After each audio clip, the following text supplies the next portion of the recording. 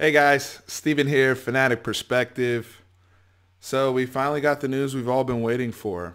Kellen Moore has officially been named the offensive coordinator of the Dallas Cowboys.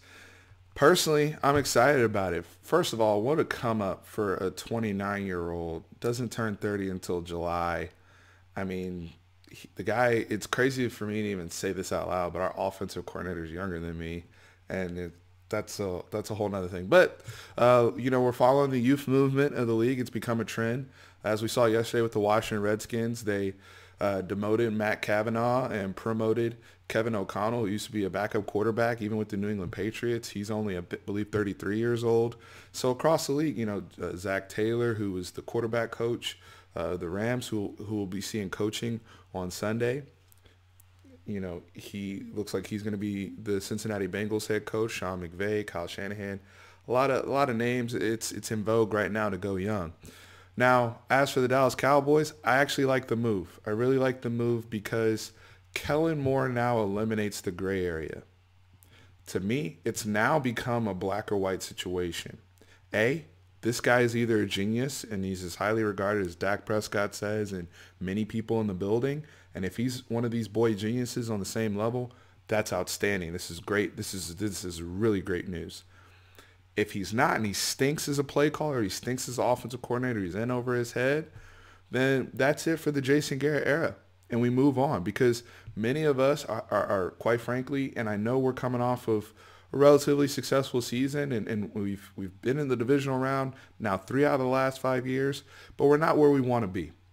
And right now, the biggest thing is the report coming out today that Jason Garrett will not be extended really changes my thinking on this. Because if you guys remember, I did the video when Scott Linehan was fired that, hey, I didn't feel great about us. The first name I brought up was Kellen Moore in terms of possible replacements because, I knew this organization liked him, but I wasn't totally on board with it because at the time I made that video, I thought Jason Garrett was going to get extended. I thought I thought the Jones family was still pretty high on him. Even though they were saying the right things at the time, I thought Jason Garrett was going to get extended and then we would make the move to hire an unproven offensive coordinator. I'm not really on board with that. But if we're making this move in our head coach's contract year and it's a sink or swim situation, because that's essentially what the Jones family has made this, I'm on board with that. Hey, let's find out if this guy's a genius. Let's find out, he's been in our building. He's very highly regarded. Let's find out right now. If not, we move on. So let's just go into a few details about Kellen Moore, the player. Obviously, he came out of Boise State. He was, he's the winningest quarterback in NCAA history. He was our backup quarterback for a couple years. Spent some time in Detroit, which is where he developed the relationship with Scott Linehan. Scott Linehan obviously brings him over, knew his offense very well. And I think that's where a lot of the reluctance comes amongst a lot of Cowboys fans. Hey, this guy was our quarterback coach last year. The offensive coordinator got fired. We were the 20-somethings in offensive production. We were 30th something in red zone production.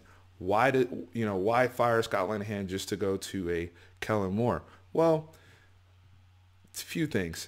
First off, just because you were on somebody else's staff, and it doesn't mean that you don't have ideas of your own. It doesn't mean that you can't pull on other things you've learned from other coaching lineages. For example, Kellen Moore was under Chris Peterson at Boise State. I hold Chris Peterson in a very high esteem. He's a very brilliant man. On top of that, Kellen Moore having the pedigree of being a coach's son. I think there's some good things he can take away from Scott Linehan and still have craft an offense of his own. I don't think it's just going to be Scott Linehan's offense 2.0 because going back to my original point about this being a sink or swim situation, if we see Scott Linehan 2.0 and this offense looks the same, they're all gone anyway. The other thing too is I really like our position coaches, and if I feel like if we had made an external hire, now we put maybe that new OC doesn't jive with Mark Colombo's way of coaching or Sanjay Lau or even a Doug Nussmeier. Going this route and testing Kellen Moore now gives us the ability to keep those coaches in play and really get a full offseason again with these coaches. For example, Mark Colombo took over after the bye week, and that was to me, one of the biggest reasons for the turnaround. That and the Amari Cooper trade.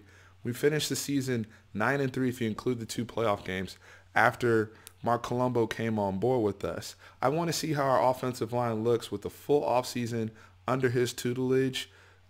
You saw what our tight ends look like throughout the season. They got better. Doug Nussmeier didn't have a whole lot to work with in that room, but you saw chemistry develop with a Blake Jarwin. You saw Dalton Schultz get better at the point of attack and in his blocking, being an effective pass catcher. So these are good positives. Sanjay Lau and the work he did, not only with Amari Cooper, but also with Michael Gallup. I mean, how can you dispute these guys coming back with the job that they did with their position groups? The issue that I had with Scott Linehan and why I think he's no longer the offensive coordinator, and he deservedly shouldn't have been the offensive coordinator, is because of our red zone play design, our red zone play calling, because play design and play calling are 2 different things. Both of those were bad, and to me, I hold the offensive coordinator accountable for that. And also, I thought the structure of our run game wasn't very good. I know Zeke led the league in rushing, and he had a very productive season from a numbers standpoint. But when you really break down the tape and what we did and didn't do, there's no better example than the Rams playoff game. There's no better example than the 4th and 1 play call where Zeke gets stuffed. There was too many unproductive run plays that we had, and some of it is timeliness and when they were called and how we're structuring our plays. You see the Rams, when they do their run plays, they use a lot of jet sweep, all these moving parts. The Bears too, a lot of misdirection, just different things to get you moving in multiple ways. You see with Josh McDaniels and what he does, utilizing his fullback effectively, using multiple personnel, but still giving you different looks, but still running the same play. We didn't see any of those things from Scott Linehan. I expect to see that from Kellen Moore because of his background at Boise State. It was a very key part of their offense. And when you don't have the physical, when you have the physical limitations that Kellen Moore had as a college quarterback, and to be as successful as he did, that falls into what's in your brain and how you were coached. Here's another thing I like, and it sucks that it took me this long to mention this in this video, but John Kitna coming on board as our quarterback coach is huge. Right off the bat, I think he's going to be one of the best teachers, one of the best teachers we have on this staff, really with Rod Marinelli. When I talk about teaching, I'm talking about getting with a guy, communicating effectively, developing technique, helping with footwork, seeing the game better, recognizing their mistakes and correcting their mistakes. Rod Marinelli is a brilliant teacher in that regard with our defensive line. I put John Kitna on that same caliber. Look, if you go and talk to Tony Romo about John Kitna and the things that he learned from him in the quarterback room when he was here in 2012, you see John Kitna goes off to go and coach high school football in the state of Washington. He has 4 kids, so he wanted to get back in their lives as he got in the latter part of his career. Then when we needed him, when Kyle Orton was our only quarterback and he had to come back and just finish the season for us, he was able to do that because he was prepared, high football acumen. I think that's going to be very, very, very beneficial for Dak Prescott and his development. Scott Linehan was brought here originally for Tony Romo, and now we're going with the Kellen Moore, John Kitna approach for Dak Prescott. And I think the steps to development for a quarterback is essential with going the path for said player. Jared Goff, the Zach Taylor, and the Sean McVay route, where we're going all in on him and what's our blueprint for success for him. The Cowboys really hadn't done that with Dak. He's really been asked to run a system for Tony Romo's skill set. And as we've all seen, Dak Prescott's skill set and Tony Romo's skill set are different, especially with, where Tony Romo was in his career in year 12 or whatever, and Dak was in year 3. Very, very different process. Some of the things with Dak, quite frankly, are going to require a little bit more hand-holding than they did with a veteran quarterback. That's okay, but you have to have the personnel in place to help cultivate those things. And I think with Kellen Moore now, let's give him a shot. Let's see if he's a genius. And all this is because we're not extending Jason Garrett. That's very, very important to point out, guys. I mean, that's what switched my thinking from that first video. If they had extended Garrett and then went on board with Moore, I think that's a completely different scenario. But, you know, these young quarterbacks, I saw an interview with Baker Mayfield, and he was on Undisputed talking to Shannon and Skip about, you know, they were trying to goad him into the Hugh Jackson stuff and all that. And he did a good job deflecting, but he really focused, unprompted by the way, he really focused on his relationship with Tyrod Taylor and Drew Stanton and how much they helped him every day during the week in the quarterback room. He said, hey, it was 4 of us in there. It was Freddie Kitchens, Drew Stanton, Tyrod Taylor. And the reason why I felt like when I got on the field, I felt like I wasn't seeing things for the first time, because he brilliantly said because of the amount of snaps that Drew Stanton and Tyrod Taylor had taken, they helped me recognize things quicker. They helped me understand concepts better in terms of certain defenses and tendencies. These are all these little intricacies that one can get, and why I was so frustrated going back. If you go back before the season when I made the video about our backup quarterback situation, I was frustrated with the room. And now that you add a John Kitna to the room, hopefully Doug Nussmeier can be a part of that as well. He has some beneficial things from Alabama with A.J. McCarron as well as Amari Cooper when he helped them win a national championship. And Jason Garrett be a part of this. Make a more collaborative approach. We have heard that Kellen Moore and Dak Prescott were the ones solely responsible, or for the most part, for the Giants' you know, game plan and what they did when they really opened things up in Week 17 when Zeke wasn't going to play, and they kind of just were able to freestyle a little bit and show their creativity. I think many of us like that offense. Now, you know, again, what does Kellen Moore do to correct our red zone woes? Recognizing that we have a true dual threat quarterback, recognizing the weapons we have out wide as well as on the offensive line, hopefully with even a Travis Frederick coming back. Can we see an uptick there? Will he be more creative in the run stuff?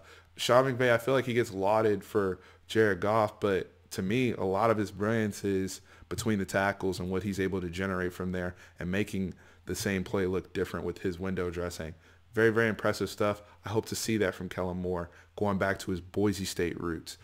I mean, that's why I'm excited about this. And I think overall, you know, sink or swim. That's the position I want this coaching staff to be in, because again, I'm not a Jason Garrett guy at all. I think he's had plenty of time to only get to the level he's gotten to. It's not good enough, and I think the Jones family is recognizing that now, and which is why we're seeing the moves they've made. Also, you got to give the team benefit of the doubt. I think we're being a little too harsh on them. I was definitely too harsh on them about the Amari Cooper trade. So far, so good. That is working out. We got to see how that continues to play. But they've made some shrewd moves. You know, the second round pick of Jalen Smith, you know, the decision to draft Leighton Vander Esch was not popular. They've made some unpopular moves that have turned out to be good. Moving Byron Jones to safety, bringing in Chris Richard. These are all things that the organization has done recently that we've liked. Chris Richard might be a good parallel for this. If you think about it, we don't like, you know, a lot of us are a little down on how Kellen Moore finished out the year as a QB coach. Well, Chris Richard last year was fired from being the defensive coordinator in Seattle. Was on the street. We pick him up, young coach, give him an opportunity, not just develop his guys and to be part of the brain trust, but also to develop as a coach and get better. These guys are young. I see the same opportunity potentially for a Kellen Moore, and I'm okay with us going in that direction. Love to get y'all's thoughts, you know, just on Kellen Moore, John Kitna, if you like it, if you don't. I have a feeling that, you know, this is unpopular just from what I'm seeing on social media, but this is my opinion, and I'm basing this off of, you know, what I've seen from this team and the position that they're in. To me, they're in a no-lose scenario, because if people heard Jason Garrett got fired, then everybody's happy anyway. So let's just help make the evaluation easier. I think that's what the Cowboys essentially have done here. I'm on board with it. Please hit me up in the comments. Appreciate you guys. Description box below will have all my social media stuff. Make sure you follow us as we continue to grow this channel and this platform. Thank you. Appreciate it.